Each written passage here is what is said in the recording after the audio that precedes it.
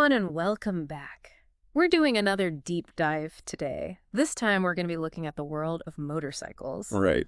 And I have to say, when I first started researching for this, I was kind of overwhelmed. Oh, yeah. There are so many different types of motorcycles out there, so many terms I had never even heard of. I felt a little bit lost, to be honest. Yeah, it's a lot. It's definitely more than just motorcycles or bikes with two wheels. Right. But that's part of what makes it so cool, I think. There's so many different types of motorcycles, and each one caters to a specific style of riding and just a whole different riding experience. Okay, so to help us with this deep dive, we are using Motorcycle Types, a comprehensive buyer's guide by Kashif Shahzad. Yes. And in the guide, they break down all the different motorcycles into 6 main categories. So we've got standard, cruiser, sport, touring, adventure, and off-road. And that's a lot. It is a lot, yeah. Yeah. It can be especially overwhelming, like you were saying, for someone who's new to the world of motorcycles. Right. But think of it this way. Imagine you're going to buy a new car. Yeah. You wouldn't pick a sports car if you needed to haul a bunch of stuff, right? Yeah.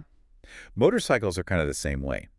Each type is designed with a specific purpose in mind. Okay, that makes a lot of sense. So let's say, I want to imagine myself cruising down a scenic highway. The sun is shining. The weather's beautiful. Yeah. What kind of motorcycle would be my trusty steed for that kind of riding experience? That sounds like a classic cruiser scenario to me. Okay. They are built for comfort on those long, open roads. Yeah. Think low-slung seats, feet-forward controls, those really wide handlebars.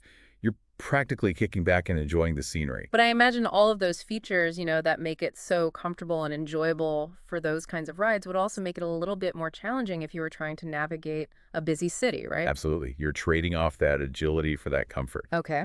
Cruisers are great for those relaxed, laid-back rides. Yeah. But you get in tight spaces, they can feel really bulky. Yeah, that makes sense. So if I wanted a motorcycle that I could use, to commute back and forth to work, but then also be able to do those fun weekend rides, what would you suggest? Well, in that case, you'd probably be looking for a standard motorcycle. Man. They're kind of the all-arounders of the motorcycle world. Okay. They're comfortable enough to commute on, but they also have enough pep, I guess you could say, for those fun weekend rides. And they're good for beginners too, right? Absolutely. Okay. Their neutral riding position, their predictable handling makes them a great choice for new riders. Okay, so we've got cruisers for those laid-back vibes, standards if we want to use them every day, and they're good for beginners. But what about those people who, they want something fast, they crave that speed and adrenaline? Oh, yeah. What would you suggest for them? Well, in that case, you're talking about a sport bike. They're the high-performance machines, really built for speed and agility. Think those sleek designs, aerodynamic, powerful engines, and that forward-leaning riding position that really puts you in control. I bet that forward-leaning position isn't super comfortable, though, especially if you're going to be doing a long ride. No, you're right. Comfort is not really their main thing. Sport bikes are all about performance, Right. They're designed to carve corners and accelerate really quickly, so they're much more at home on a racetrack or maybe a winding mountain road than they are on a long highway cruise. That makes sense. So if comfort is our top priority, especially for a longer ride or long-distance travel, what would you recommend? In that case, you'd be looking at touring motorcycles. They're designed for putting on the miles in comfort and style. They've got big windshields, really plush seats, spacious storage compartments. Some of them even come with built-in audio systems. Wow. Sounds like you could practically live on a touring motorcycle. Almost. I bet they're really heavy, though, right? They are not as nimble as some of the other types, that's for sure. They're definitely designed for those long open highways and not for trying to navigate city streets. Gotcha. Okay, so we've got cruisers, standards, sport bikes, touring motorcycles.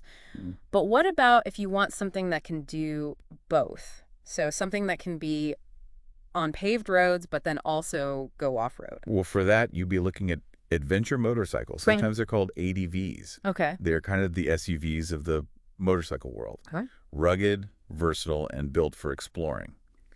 They combine the upright riding position of a standard with the off-road capabilities of a dirt bike. So you could commute to work during the week and then hit the trails on the weekend, all with the same bike. Exactly. That's why they're so popular. Sure. For people who want adventure and the freedom to go wherever the road or lack of road takes them. Wow, that's awesome. And then last but not least, we have off-road motorcycles. Those are the ones that I think of when I picture like motocross races or people doing those crazy jumps and stunts. You got it. They're designed specifically for tackling really challenging off-road terrain.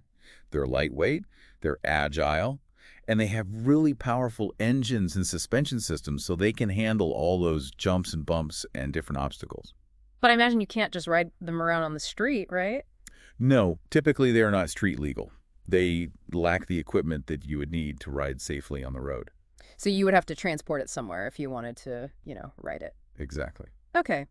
So we've talked now about all the basic different purposes for these motorcycle types, but I imagine there's a lot more to it than just that, right? Oh, absolutely. There are so many details, and that's what we're going to get into next.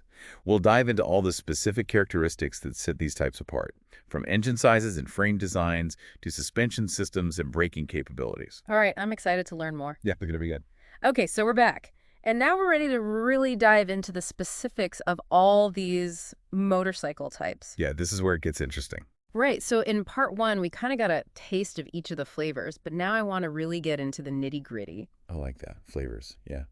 Each motorcycle type has all these unique characteristics that not only shape the way it looks, but also really profoundly affect the way it feels to ride it. So let's start with the standard motorcycles then. Okay. Those all-rounders. We talked about how they're kind of like the jack of all trades, but what else makes them special? Well, one of the key factors is the engine size. So that they typically have engines that range from 250cc to 750cc. Okay.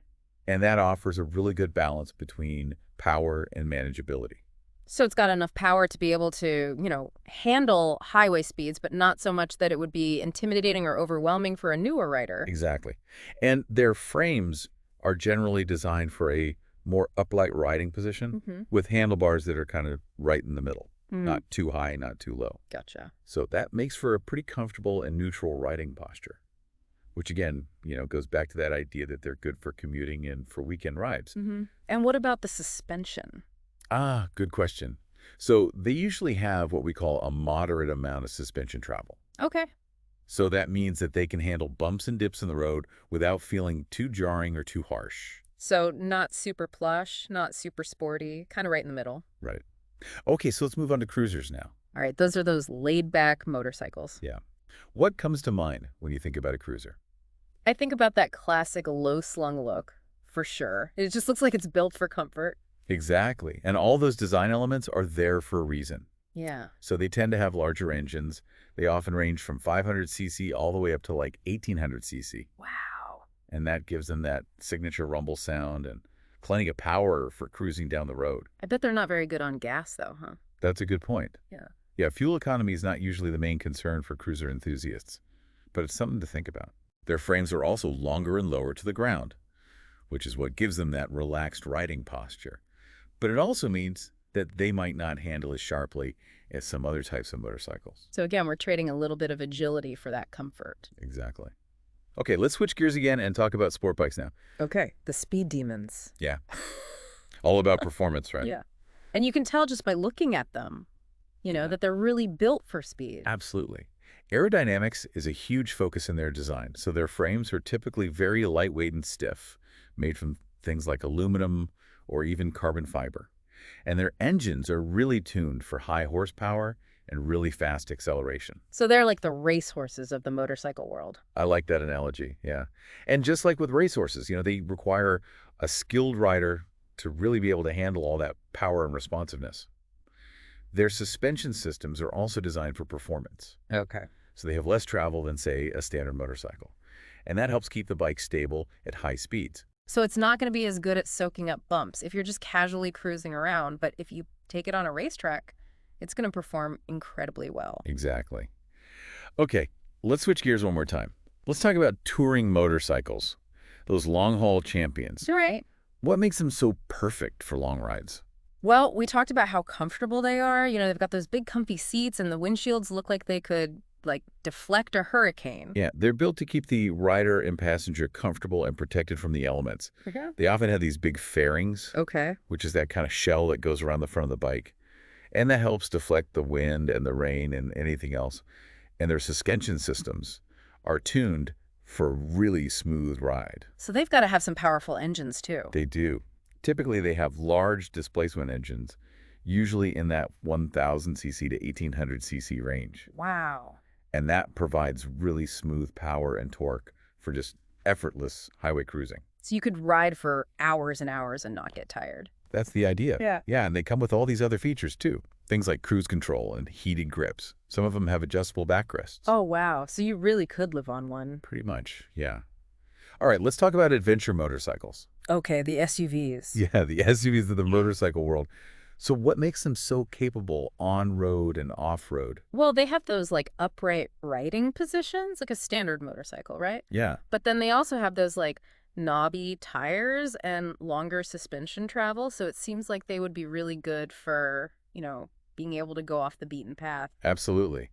Their suspension systems are designed to absorb all those impacts from riding over rocks and rough terrain. Right. Their engines are typically a bit larger than those on a standard motorcycle, Yeah. but not quite as large as what you would find on a touring motorcycle. Okay.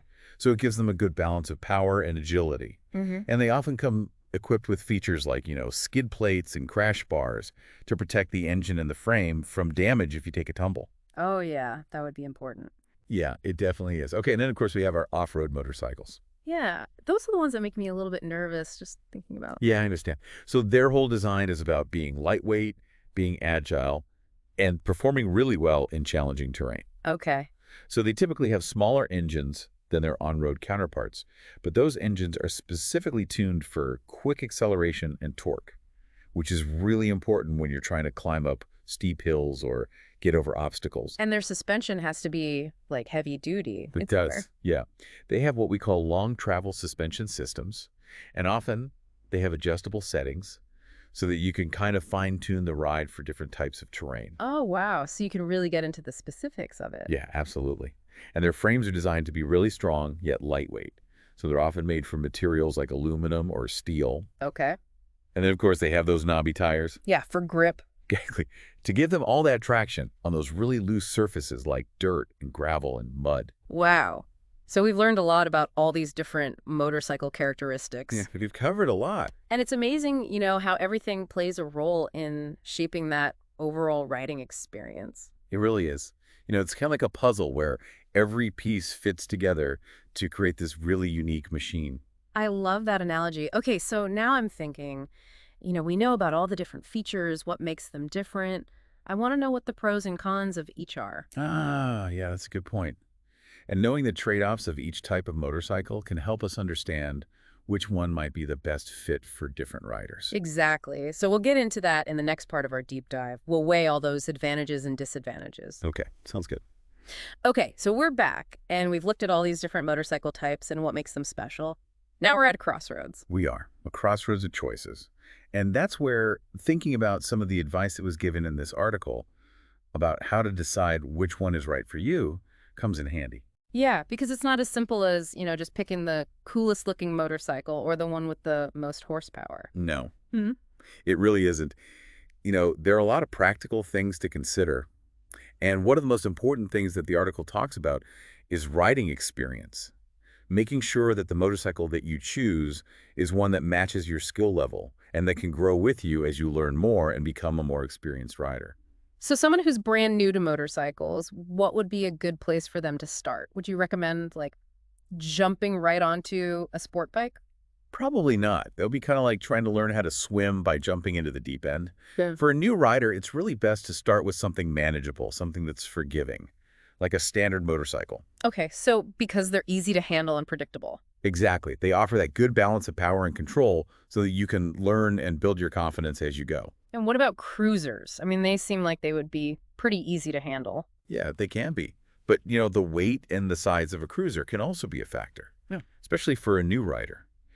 Maybe a smaller engine cruiser could be a good option, but really it's all about just getting out there and test riding and seeing what feels right for you. So finding that sweet spot where you feel comfortable and in control and not like the bike is driving you. Exactly. And as you gain more experience, you can start exploring those other types that maybe align a little bit better with your riding style or what you want to do. So yeah, the article also talks about intended use. So what do they mean by that? Well, it really comes down to thinking realistically about how and where you're going to be riding most of the time. Hmm. If you're mostly commuting in the city, you might be better off with like a standard or even a scooter instead of the big touring motorcycle. Yeah, because trying to navigate a big touring motorcycle through a city sounds kind of like a nightmare. Yeah, it wouldn't be very fun. And, the other side of that is if you're dreaming of taking these long road trips across the country, then a sport bike that has that really aggressive riding position and very limited space for like luggage and things, that wouldn't be the best choice for that. So it's all about matching what you want to do with the motorcycle, that best can achieve that goal. Exactly. And you also don't want to forget about comfort. Oh yeah, comfort's important. Yeah.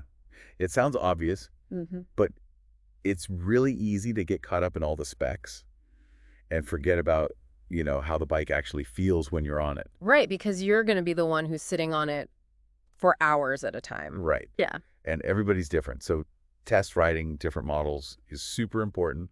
Pay attention to things like the seat height and the handlebar position and just the way the bike feels in general. Yeah, don't be shy about getting out there and sitting on them, trying them out. Right. And another thing that can sometimes get overlooked, when you're excited about getting a new motorcycle, is the budget. Oh yeah, budget's definitely important. Yeah. Motorcycles can range in price. You can get them for a few $1,000s all the way up to tens of thousands of dollars. And that's not even including all the other expenses, Right. like the insurance and the maintenance and all the gear that you're going to need. Yeah. And some types of motorcycles are more expensive to maintain than others. Oh, okay. So it's good to do your research and set a realistic budget. Right.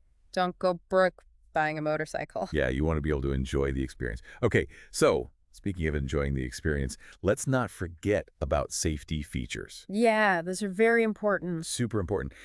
Thankfully, nowadays, a lot of modern motorcycles come with all sorts of features to help protect the rider. Like what kind of stuff? Well, things like anti-lock braking systems or ABS. Okay. And what that does is it can prevent the wheels from locking up if you have to brake really hard.